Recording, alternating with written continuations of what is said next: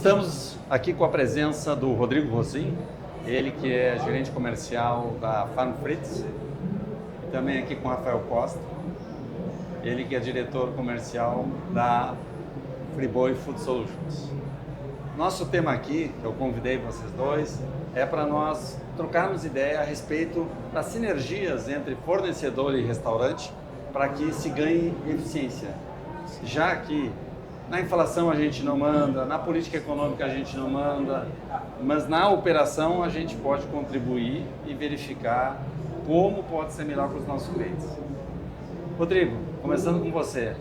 Hoje, né, o que você enalteceria do ponto de vista do teu produto, que são as batatas, que apresentam uma melhora do grau de eficiência do restaurante, seja ele qual for? Perfeito. Vamos lá. Eu acho que do que a gente pode destacar assim, de produto seria algo que o nosso foco estratégico, que são as hamburguerias, buscam muito, é a crocância. A gente tem uma preocupação muito grande em entregar a crocância para o nosso operador, para que essa crocância não só seja colocada à mesa, mas também chegue de uma forma adequada, né, e agradável num ambiente de delivery. Então, a gente conversa muito com os operadores para entender aonde que eles estão procurando, aonde é a maior referência de valor. E graças a Deus, né, graças a muito trabalho de indústria, a gente está atendendo bem essa turma, principalmente pelo pilar de crocância. Crocância. Porque hoje você tem que pensar nessa situação, que é o serviço no salão e o serviço delivery. Exatamente. Tem que servir para ambos. E é viável isso? É viável sim. Inclusive, sempre é um indagamento que a gente faz para os operadores, né? Quantos por cento do seu negócio, qual que é a divisão percentual do teu negócio, né? Quantos por cento você tem no salão? Para o salão a gente pode indicar um tipo de produto. Quantos por cento do teu negócio você tem no delivery, que aí vai ter produto com uma característica diferente. Sim.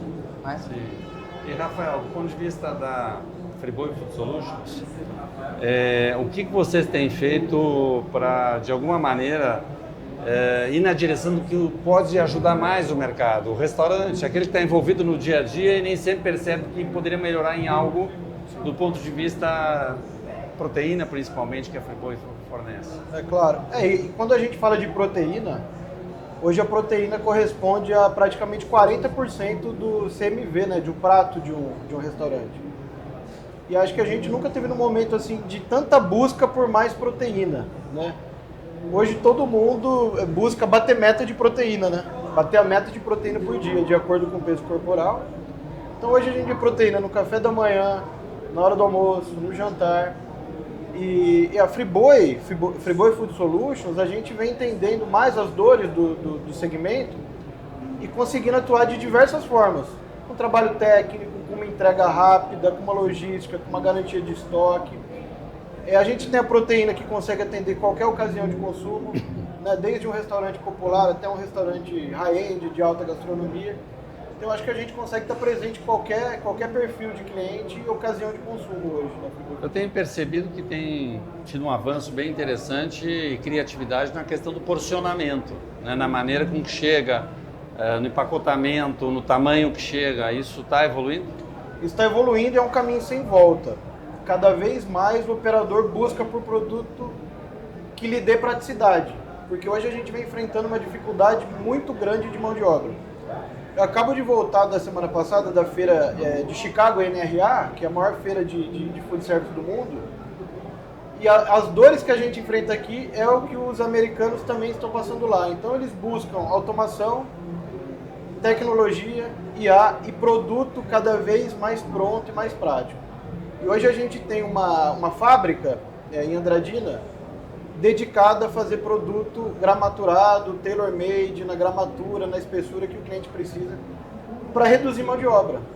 Porque parece também que o restaurante, Rodrigo e Rafael, ele entrou um pouco nesse conceito que era da montadora de carro. Sim. Ela é montadora, né? Ela não é verdade. fabricante, né? Ou seja, recebe do jeito certo, o parafuso certo, a porta certa, a cortada certa e monta. Dentro disso, né, na linha de batatas, o que vocês acham que tem apresentado, que tem facilitado? Seja em volume, maneira, logística? Um trabalho que a gente faz que eu observo que tem ajudado muito mesmo é um acompanhamento mais cada vez mais próximo do operador. Eu acho que essa aproximação da indústria com o operador é o principal caminho assim, de referência, de resposta, de entendimento das dores desses operadores e da necessidade que eles têm. Então, a gente tem cada vez mais tentado entrar no negócio dos operadores, principalmente aqueles que para o nosso negócio são mais estratégicos, para entender de que forma nós, como indústria, a gente pode ser de fato uma solução além do produto. Por quê? Como é que você, por exemplo, só desculpa interromper, mas você tem de repente aquele pequeno operador que ele pega o produto, ele vai usar uma panela, uma frigideira, você tem um operador que vai usar um forno comum e tem um operador que, um forninho elétrico, Sim. e tem um operador que vai usar um forno combinado, Exato. da Atmel, da Uno, da Prática. Tem como ensinar isso para cada um, para o sujeito, porque assim, cá entre nós hoje, muitas vezes o sujeito que está remoto, está em vários locais interiores do Brasil, ou mesmo em capital, ele não está acompanhando. Ele recebe às vezes um produto bom, mas pode não tratar bem esse insumo. Não acontece isso? Acontece muito, e aí eu acho que é onde mais entra com mais força o papel da indústria como solução. Tem um exemplo aqui muito prático, né, de um trabalho que a gente executou, que foi de entrar numa operação aí super tradicional, mais de 150 anos de história mesmo, de marca, olhar para como eles trabalhavam a batata, corte manual na faca, entravam 12 toneladas de batata suja para eles venderem 4 toneladas de batata frita. Então, assim, foi um trabalho de entendimento, de conhecimento, de entender qual é o perfil do dono, qual é o perfil de operação. Mudança de cultura, né? Bom, mudança de cultura, mudança de procedimento. De cultura, quebra de paradigma. E mais do que isso, é o foco que se dá em realmente solucionar o problema dessa operação. A gente foi buscar um produto específico fora do nosso portfólio de Brasil, de Latam, para atender esse grupo, atestou o produto, colocou o produto dentro da operação, entendeu o saving, caminho sem volta. Isso ocorre também na área de proteína, do ponto de vista de, vamos chamar assim, você vender lá uma proteína porcionada, o tamanho certo, tudo, mas que precisa um procedimento adequado para fazer render. Sim. Principalmente porque, assim, como se diz, né, que nem no esporte, se dá uma bola redonda, basta chutar. Mas tem muita bola quadrada, ou vem também, às vezes, muito insumo que ele precisa, para ele render o máximo, ele tem que ter um tratamento correto, né? Há uma dificuldade cultural nesse sentido. Sim. Vocês têm procurado dar suporte de conhecimento, que eu sei que vocês têm um grupo de chefs também. Sim. A falha no preparo pode estragar um produto de qualidade, né, Rodrigo? Matou. Na batata e também na proteína, como qualquer alimento, eu acho, né? E se me permite, eu tenho um exemplo recente, um exemplo real, de um trabalho técnico que a gente fez num resort aqui no Brasil. E a nossa equipe técnica ficou lá durante uma semana entendendo toda a operação. Então foi um chefe especialista em corte de carne, um chefe especialista em preparo, e ali a gente ficou entendendo toda a operação de A e B, né, de alimentação e bebida ali do complexo. Em um ano, a gente fazendo substituição de produto, treinando, fazer o corte da forma correta e substituindo o produto, essa rede teve um save de 1 milhão no ano. Ela vai ter um save de 1 milhão no ano. Se pegar só um corte, ele comprava um corte pelo preço, né? Perfeito. E ele jogava 20% desse produto fora. E uma parte ele moía e fazia refeição para o colaborador dele. A gente sugeriu um produto de uma matéria-prima diferente, de um animal Angus, um corte ainda até um pouco mais, com custo mais atrativo. Só nesse corte ele teve um save de 400 mil no ano. Então hoje a gente vem fortalecendo esse time técnico e crescendo esse time porque a gente entende que hoje é a principal dor hoje, uma das principais dores aí do segmento. Desde uma operação pequena até uma operação que é grande, mais estruturada, né? A gente vê um aproveitamento grande, até você vê na área, que também faz parte do grupo, uma área avícola, por exemplo, você vê o pessoal vendendo aglomerado de frango, né? Que todas aquelas partes que, né, imagino eu, que são partes não aproveitadas, mas que de repente se pode aproveitar e se pode dar um sabor interessante e é muito bom. Por outro lado também, eu vejo essa questão de, no caso das proteínas, de querer fazer render, tem que ter pratos que tem margem de lucro. Hoje em dia também nem todo mundo fica comendo a carne mais nobre em casa todo dia, tem uma memória familiar e cultural de cortes, vamos chamar de segunda, né? Mas que rendem às vezes mais que os de primeira, quando bem feitos, né? Sim. Então também há esse apoio para, digamos assim, criação de um cardápio competitivo para a lucratividade. A gente costuma dizer que não tem carne de segunda e carne de primeira, tem boi, né? Boi de primeira e boi de segunda. Então hoje, se a gente pega um animal de raças britânicas, um animal Angus, a gente consegue aproveitar o animal inteiro. Sim. Né? Acredite, um acém de um animal Angus, depois dele todo separado, há cortes de acém que é muito mais valorizado que a nossa tradicional picanha e filé mignon. Eu vejo muita gente fazendo churrasco de acém. O Chuck, né? O Chuck I.O., o Denver Steak. E sugerindo, empolgando, faça você também.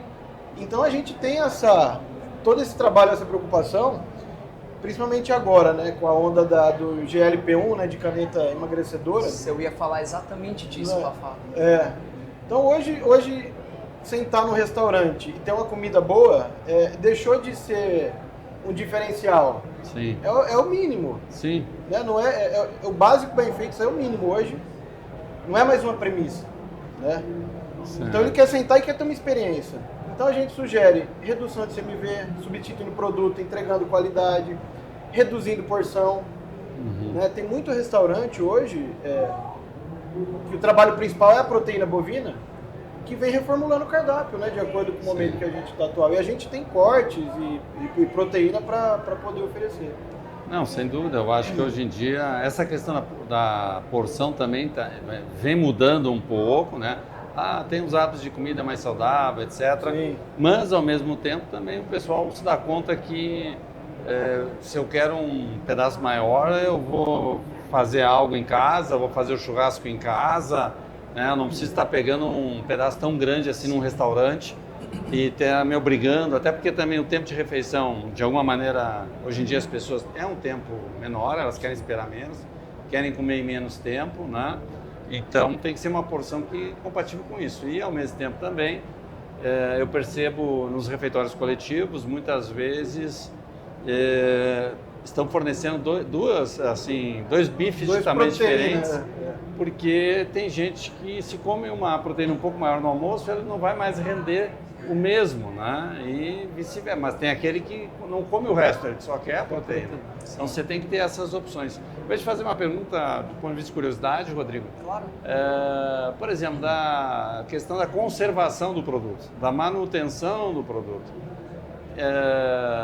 Hoje em dia o restaurante ele sabe cuidar bem, ele sabe preservar, ele tem problema de refrigeração, tem um investimento em refrigeração assim adequada, ao controle dessa refrigeração, porque eu tenho também trabalhado um pouquinho com engenheiros que da parte da qualidade do ar, da climatização da cozinha profissional, e eles têm percebido que com as alterações climáticas, que quer queira ou não, de alguma maneira estão mais iradas por aí, olha, de repente lá no norte não é mais o ponto que se recomendava, é uma coisa um pouco mais, né? Quer dizer, consulta o manual, mas o manual não é o suficiente. Do teu ponto de vista de observação, o que ocorre isso em relação ao teu produto? Eu acho ótima a sua pergunta, porque acho que acaba impactando todo mundo. Sim. Eu tenho um produto que é mais delicado pela cadeia congelada, mas vou até pegar um pouco o gancho do que o Rafa estava comentando, e aí entra muito nós como indústria assumindo o nosso papel de fato junto aos operadores, né? como veículo e vetor desse know-how.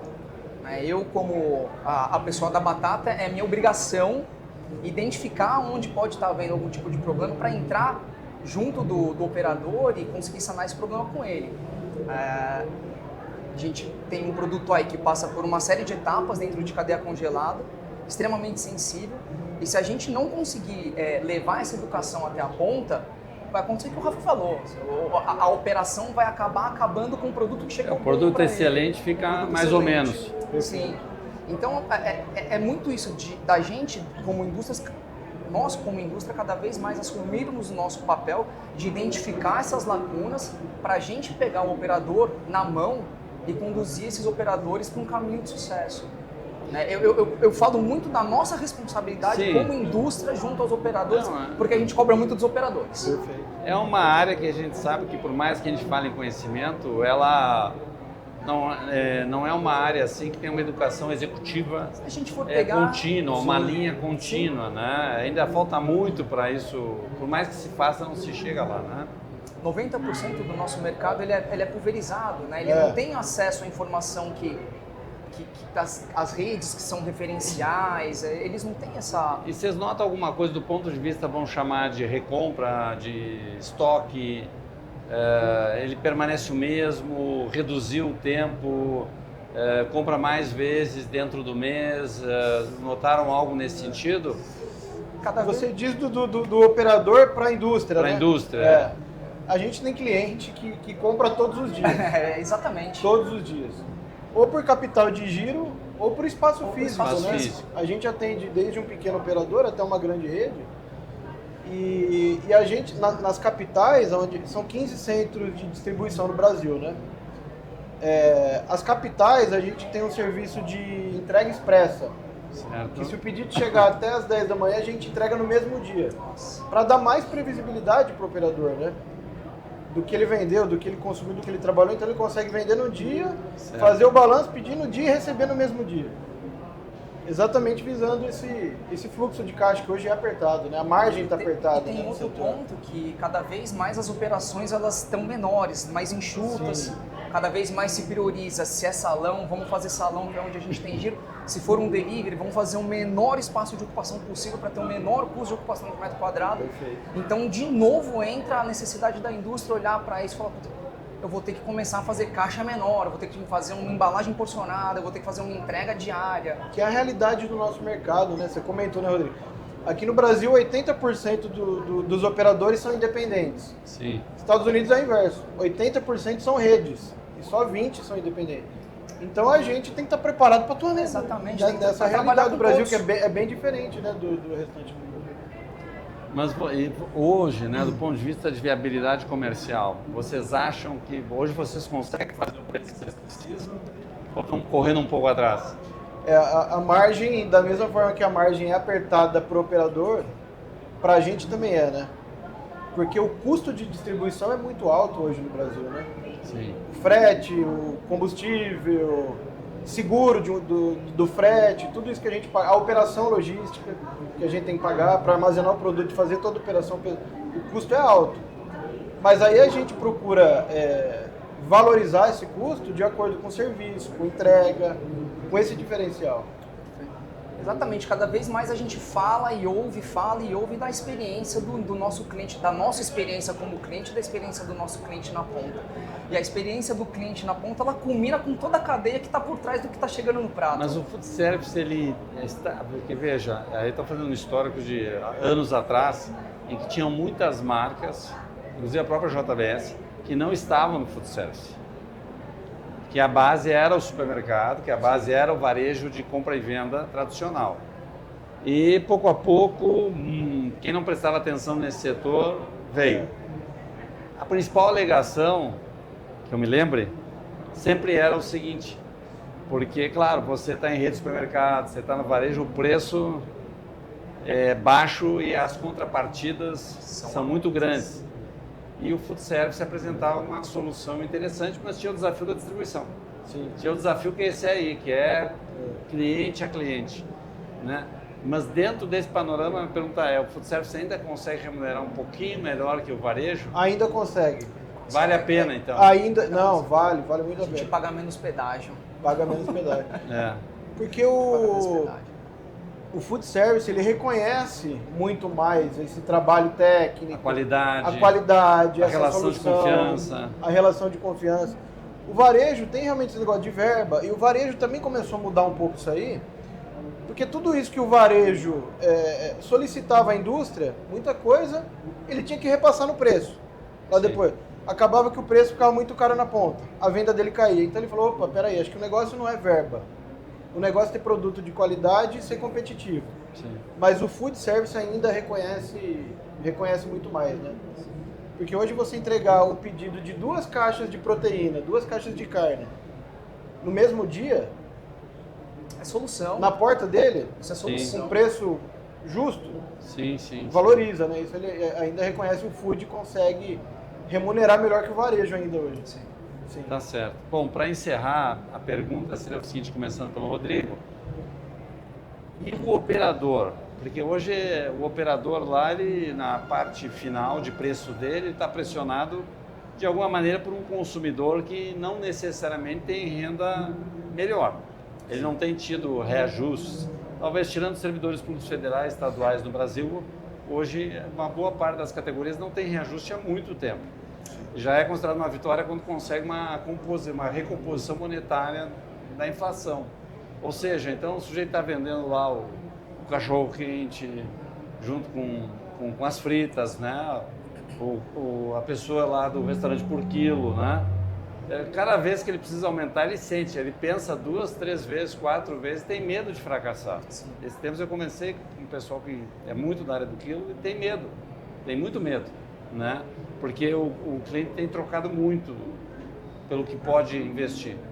Então, falta, digamos assim, o que a indústria hoje pode fazer ou pode colaborar, né, para fazer com que o operador fique firme no insumo de qualidade, no desafio, não troque. Sim. Né? Eu acho que um dos desafios que a gente assume junto com os operadores é de exatamente não deixar os operadores eles pecarem pela queda da qualidade do produto, porque no final das contas a qualidade do que está sendo servido é o primeiro fator de percepção, né, de quem está indo lá para consumir.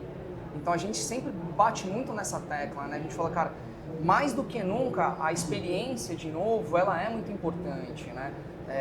De novo, vou falar da hamburgueria. Por que a família, né, o pai, o filho, ele vai optar aí na sua hamburgueria e vai deixar de comer alguma outra coisa, porque o bolso está cada vez mais apertado por todos os fatores que a gente já sabe quais são, né? Então, assim, o que vai fazer com que a recorrência seja recorrente, né? Então, a gente pega muito nessa parte assim, de como é que a gente consegue manter a qualidade, como a gente consegue trabalhar junto deles para que essa qualidade não seja perdida. Vou colocar para você a pergunta, fazer só um comentário de um mercado que eu admiro, que é, por exemplo, o mercado fast fashion, que é a Renner, C&A, Zara, que eles têm tido uma recomposição de preço e têm tido uma melhora na matéria-prima, do fio, do tecido, porque as pessoas estão se importando em, de repente, durar mais de um mês, durar 6 meses, durar um ano. Parece que é um mercado que ele está conseguindo vender uma cultura sem perder venda. Esse é o caminho também do food service? Sim, esse é o caminho. E ainda essa pergunta que você fez pro Rodrigo, né?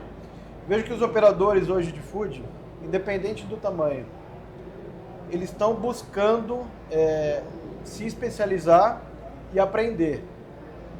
Porque hoje a pessoa vai abrir um restaurante, aquilo, uma pizzaria, uma hamburgueria, seja o que for. Ah, eu sei cozinhar bem, mas eu não tenho gestão, eu não sei fazer gestão. Sim. Então hoje eles buscam consultorias para poder melhorar a gestão, que é isso também que É o caminho. é o caminho e mantém o negócio sustentável, né? E da nossa parte aqui, falando da Friboi, né, Food Solutions, a gente consegue muito ajudar na rentabilidade. Eu costumo falar para o cliente, né? Alguns clientes chegam, o meu negócio é preço, o meu é o menor preço. Eu falo, a gente tem o melhor preço, não o menor. Sim. Excelente. Vamos testar e você olha a última linha. Se na última linha tiver sobrando mais dinheiro no seu bolso, aí você está pagando o melhor preço, né? E não o menor, né? Eu acho que é esse o caminho. Maravilha. Estivemos aqui com o Rodrigo Rossim, ele que é gerente comercial da Farm Frites, e também aqui tivemos o Rafael Costa, ele que é diretor comercial da Friboi Food Solutions. Muito obrigado pela participação. Obrigado. Obrigado.